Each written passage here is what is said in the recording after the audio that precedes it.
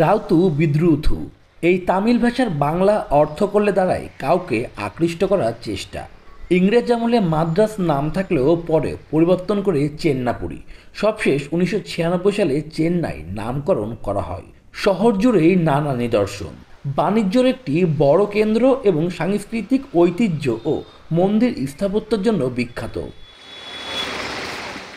চেন্নাই এসে কেউ মারিনা বিচে যাবেন না, সেটি ভাবা কঠিন। এই বিচে মানুষের ঢল নামে, তাই মৌসুমী ব্যবসায়ীদের অবস্থানও চোখে পড়ার মতো। আমি পুনে থেকে এসেছি। এ জায়গাটি চেন্নাইয়ের খুব বিখ্যাত, পরিবার নিয়ে আসা যায়, মনের মতো জায়গা। সমুদ্র দেখতে এসেছি, কিন্তু নিরাপত্তার কথা মাথায় রাখতে হবে। এত মানুষের আগমন, এখানে নিরাপত্তা গুরুত্বপূর্ণ। ভালো লাগতেছে বাংলাদেশ থেকে এসে। আজকে বিভিন্ন জায়গায় আমরা ঘুরলাম, চিলড্রেন গার্ডেন। এখানে মূলত এসেছি আমরা চিকিৎসার জন্য, মূলত চিকিৎসা নিয়েছি আর শঙ্কর নেত্রালয়ের চোখে চিকিৎসা করেছি। সমুদ্র থেকে ঘুরে কারোর ক্ষুধা লাগলে মুখরোচক খাবারও রয়েছে এখানে। চেন্নাইয়ের খাবার সবসময় বিখ্যাত, তার মধ্যে বিরিয়ানি অন্যতম। দামে সস্তা আর খেতেও বেশ মজা। সেই বিরিয়ানি দেখার পর কেউ লোভ সামলাতে পারবে না। শুধু এই বিরিয়ানি নয়, এখানে ইডলি, দোসা কিংবা কাবাবও বেশ জনপ্রিয়।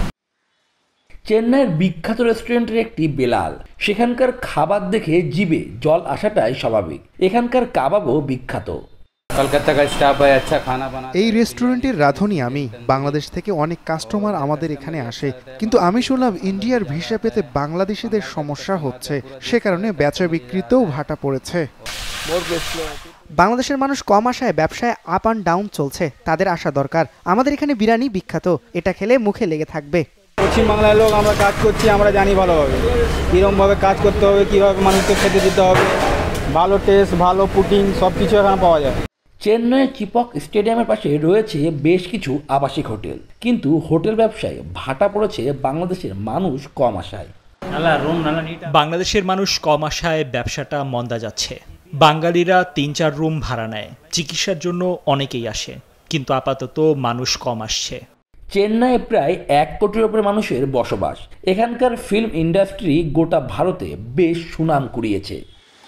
চেন্নাই থেকে এবার আমাদের গন্তব্য কানপুর। সেখানে বাংলাদেশ ক্রিকেট দলের সকল খবরের পাশাপাশি তুলে ধরব সেখানকার ঐতিহ্য সহ বিভিন্ন বিষয়। শুভদেব নাথ, নিউজ 24, চেন্নাই, ভারত।